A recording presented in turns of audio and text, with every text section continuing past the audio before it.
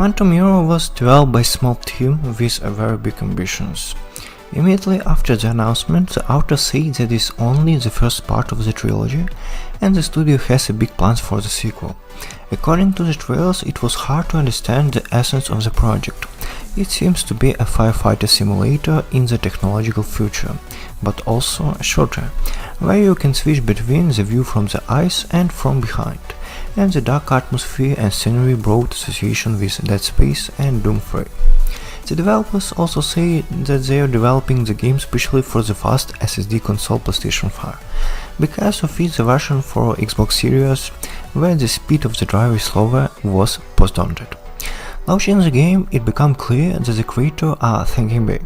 The initial splash screen shows space views and introducing the characters.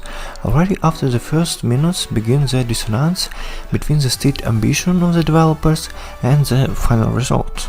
In the eyes are constantly drawn strongly noisy special effects, flickering shadows, moody and pixelated hair, and the funny things the objects are loaded from the air, even despite the fast SSD of the PlayStation 5.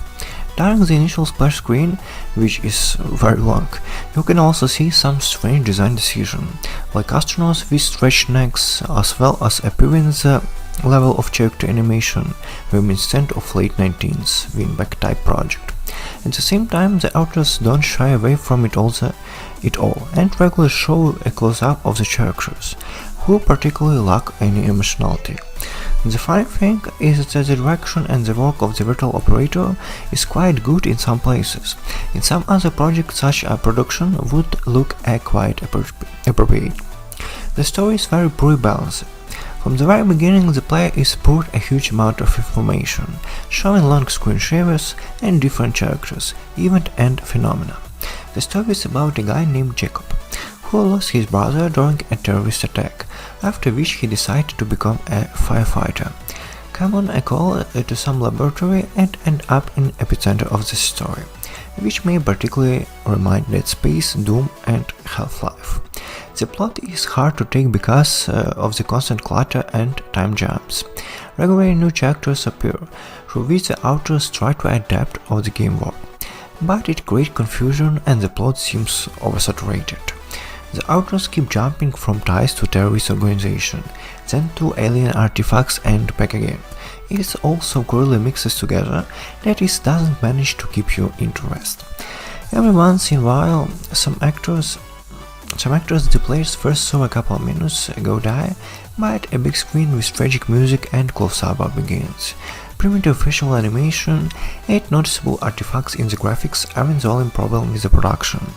Articulation during conversation is out of sync with audio, causing scenes to often resemble splash screens from games from the first PlayStation that have been overdubbed by pirates.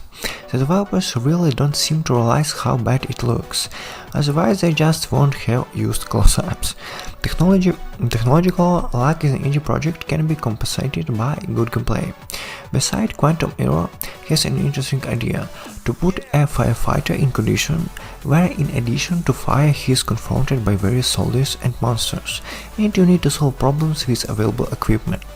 Conceptually, it may resemble Metroidvania or games like Resident Evil. After the prologue, the protagonist comes to himself without any equipment and gradually has to find tools that help him to get to previously closed location. At the same time, he is wanted by the military and occasionally attacked by monsters. All this may be really attractive in words, but in reality it turns out to be a boring activity and also distinguishably balanced. In Quantum Hero, the distance between save points are very large, so until Jacob finds a weapon, it's very difficult to sneak past the soldiers, because they can see the player through objects in several rooms. At the same time, the collision of objects are constantly glitching, and as a result enemies are attacking through walls, even hand to hand. In such conditions, it's painful as possible to fight your way forward.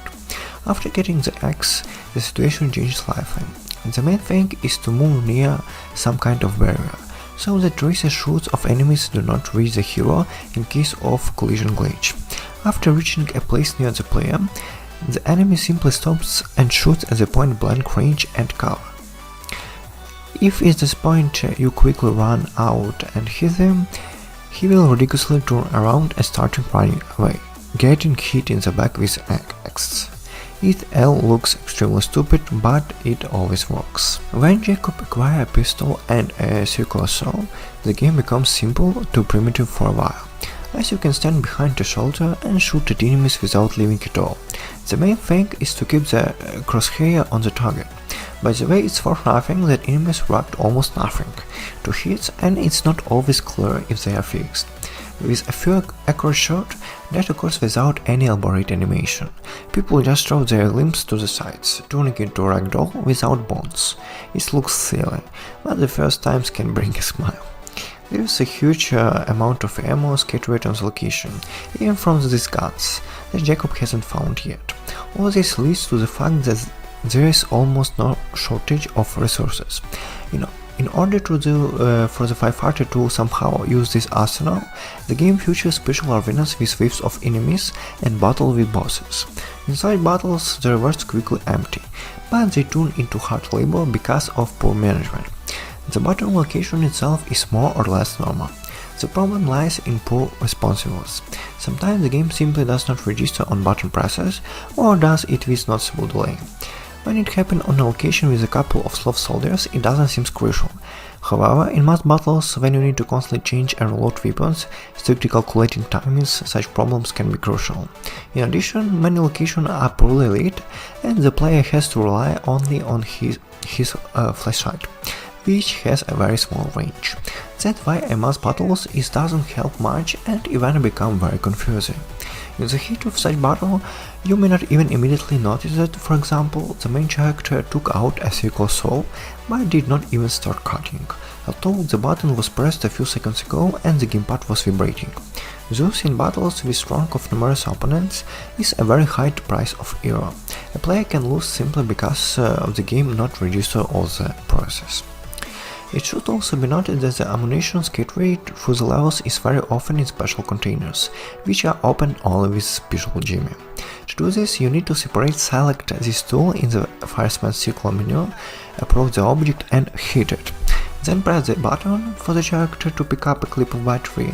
If there are several different ammunition in the container, they are picked up one by one. And there another problem is revealed. If the ammunition that you have maxed out automatically and you need the one next to it, you have to try to aim carefully at the second ammunition and only then pick it up. These developers did not provide the selection of exactly those shells that are needed, or all at once remains a mystery. Trying to pull it all off during a long battle can be unrealistic, and the player time after time will be sent to the last save point, often located very far away. The battle process of picking up ammunition and reloading weapons in Quantum Mirror sometimes turns into a long overcomplicated procedure, which is crucially stretched because the right buttons simply don't work. It would seem that when everything around is on fire, there can be a lack of light, but here's fire practically illuminate nothing, because which many places, even burning ones, are completely dark. Also, the darkening can occur at any time the authors choose. Once there was a very strange episode when all the lights and even the flashlight went out, and the location became completely black. At that moment, I ball laughing suddenly started to come the hero from somewhere.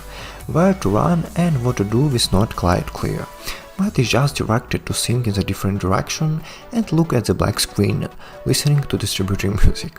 This fascinating action lasted for a couple of minutes, and then just stopped.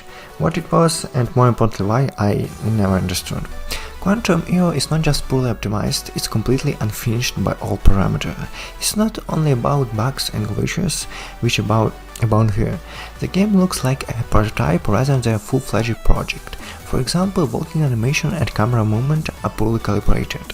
When characters walk, it feels like they are just floating about the surface. At the same time, the main character may not have to move at all while walking. If you deflect the left stick node to the end, the 3D model of the character will start moving without animation, which does not even cause any motion.